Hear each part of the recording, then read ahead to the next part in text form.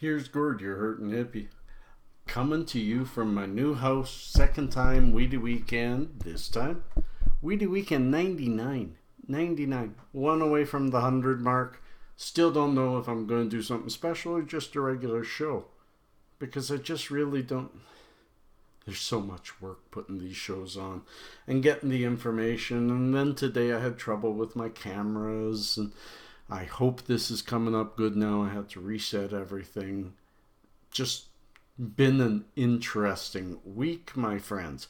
But what have I got for stories for Weedy Weekend 99? I have 6 stories that I'm going to bring to you.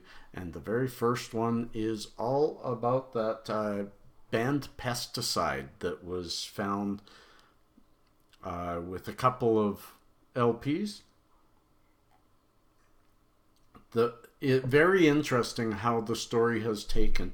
You can read this story that I will put below. Marijuana producer details source of banned pesticide problem, and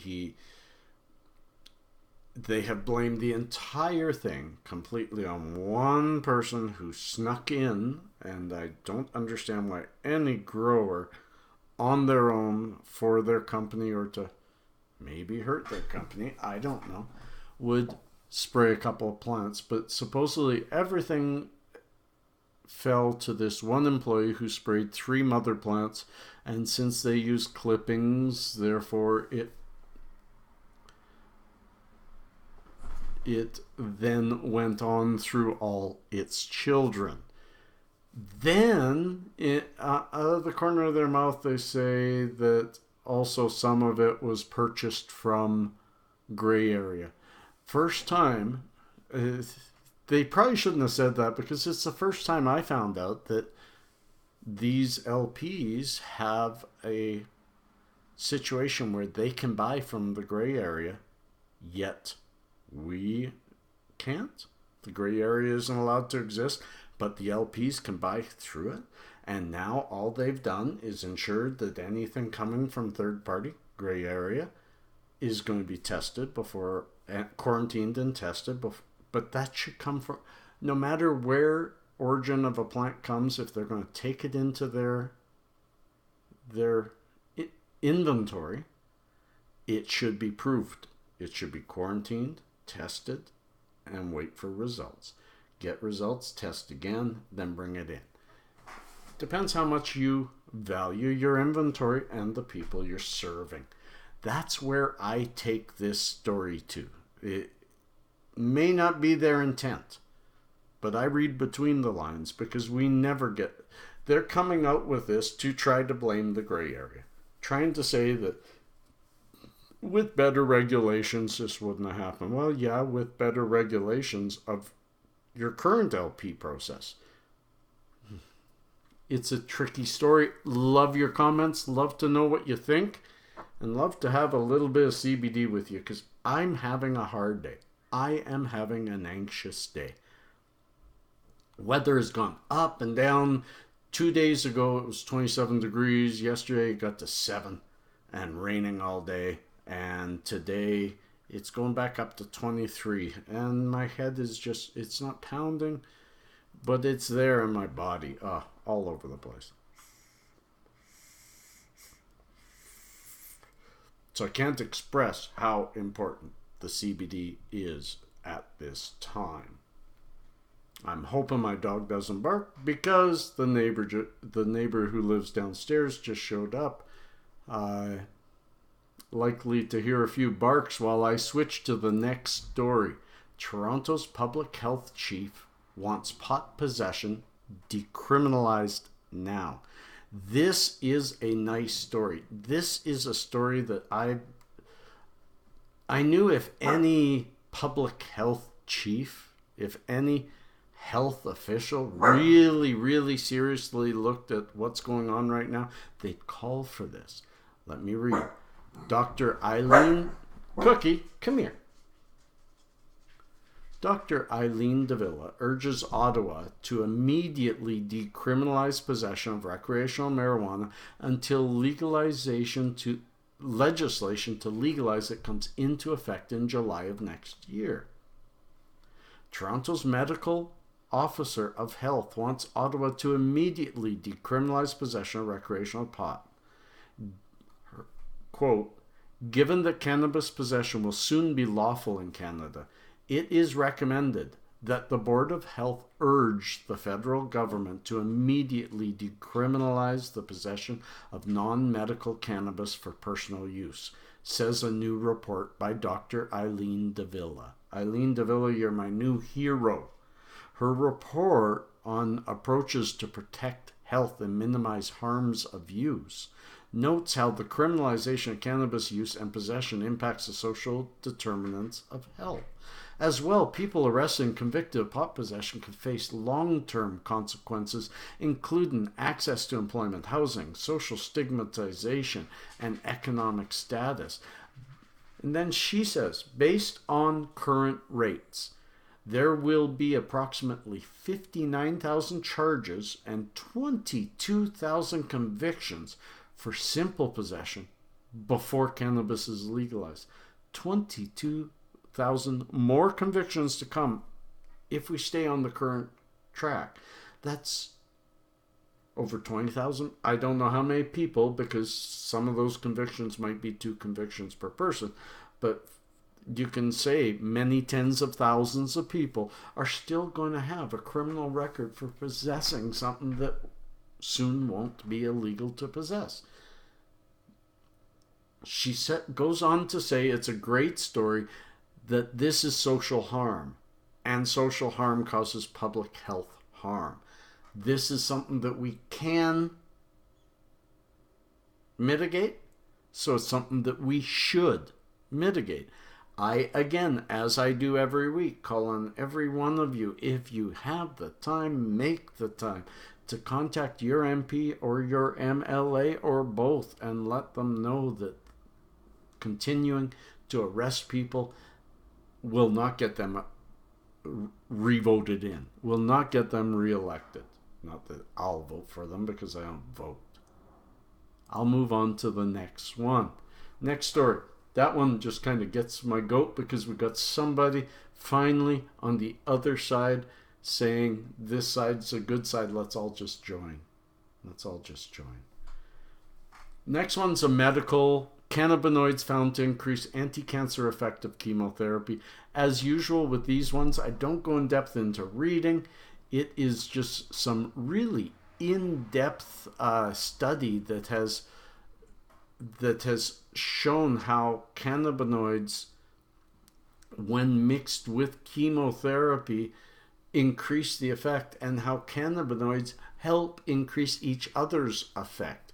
When working alone, these two things do these two things. When working together, each thing does a little bit more.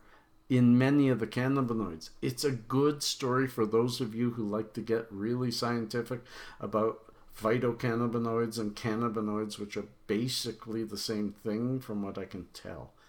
Great story. No, I have nothing to quote from this because it's just really in depth.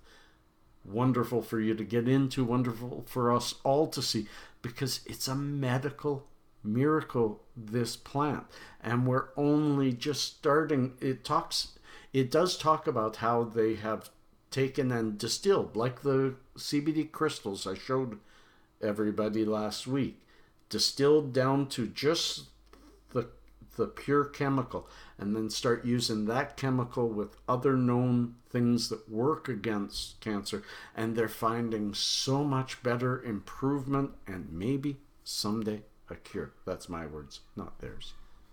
Next story is a really wonderful thing that I almost missed. I had an infographic shared with me or a meme about why, when hemp does so much, is it illegal when tobacco is out there and it kills, and it's not. But in it, I saw Nevada says IDGAF, I don't give a. Well, now I've got the story below. I researched and I found that Nevada disobeys the feds, passes revolutionary law to grow commercial hemp. It's the beginning. It's the beginning. When states' rights can oversee the stupid ban on hemp. It's bad enough we have a war on drugs that attacks a plant that's medical, such as cannabis, but hemp, even less chance, zero chance of getting high on it, zero. And as this goes to say, it's wonderful because it passed almost unanimously to start being to start allowing the growth of hemp commercially. But in it, they stated that it can be used, has the potential to be used in more than 25,000 different products, including fibers, textiles, paper, and construction and insulation materials. It takes 90 days to grow an acre of hemp that can be used for paper or building. It takes 15 years to grow the same acre of trees to the point they can be used. It's absolutely amazing. This is a great story, something to share with other people. We could be living in hempcrete houses like the ones that have stood up in the Mayan capital for tens of thousands of years. They've turned out to have been made from hemp. So hempcrete is absolutely amazing. We need to really wake up as a society. The next two are just are fun ones. This one is for all you ladies out there. Listen careful, because boy, there's a lot of industry left to explore if you're entrepreneurial, and many of you are. This story is Older Women and Medical Marijuana, a New Growth Industry.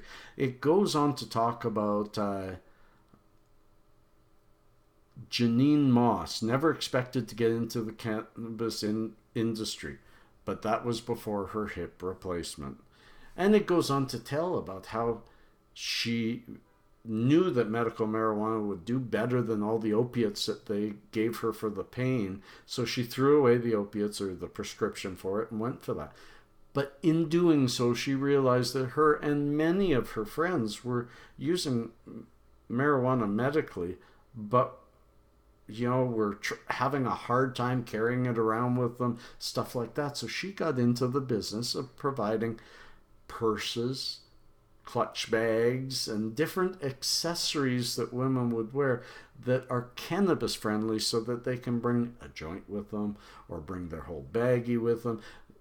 Smell-proof purses, smell-proof clutches, really kind of neat. And it goes on to say how many ladies in their senior years are finding a new industry, a new birth of products that they can help us with. It's a really beautiful thing, and I've seen it for quite a few years. Ladies are taking over this industry, and I think it's wonderful because they're nurturing and loving, and that's what we need. No matter what, even if you're a recreational user, you are a medical user because you're using it to calm down, to collect your thoughts. Or maybe some few of you are using it just to laugh. But you know what? Laughter is good medicine. On to the last story, my friends. And this one is one that's always going to bother me. I'm always going to bring stuff with you with a disclaimer. This is about drug tests, marijuana tests, and different ways to test saliva, hair, and urine. And how long does marijuana stay in our system in all three of those categories? It goes on to tell you that. I'll let you look it up.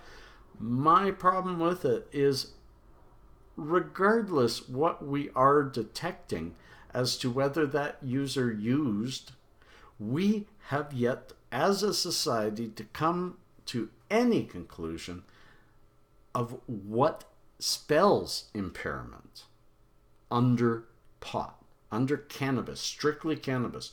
We need to have some very, very detailed discussions and research into that area and find out how does, because it does, but does it severely impair you or slightly impair you or impair you for 15 minutes and then actually improve your ability to drive? We need to understand that. Then we also need to understand the mix of alcohol and tobacco and what that means. And I'd say we still don't fully understand how one person can drive beautifully under alcohol and one person cannot. So impairment needs to be studied immensely.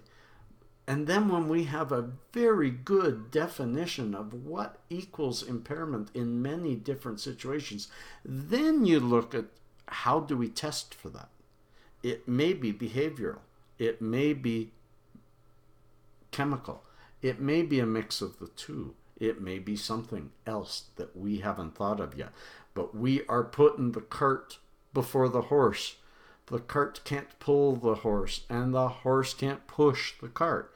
It doesn't work that way, and that's why we keep bumping up against a brick wall in trying to determine drug testing. It's unfair. I test high all the time for THC. I am never too impaired to drive because the few times that I've gotten fairly high that I know I'm not able to drive, I don't drive. It's something about the medical cannabis user that I've never known someone who doesn't say, I'm a little too high right now. I'm going to wait half an hour. They all do. So that's the end of it. I've done 16 minutes. It's a little shorter than usual. I hope to be much bigger next week. Depends on the news that you all bring me. So peace and cheers, friends. Love and harmony. Keep giving out your smiles this week. People need them. You need them. When you create your own smile, even if you aren't smiling inside, it forces that and it grows it internally and externally. Peace and cheers, friends. Love and harmony.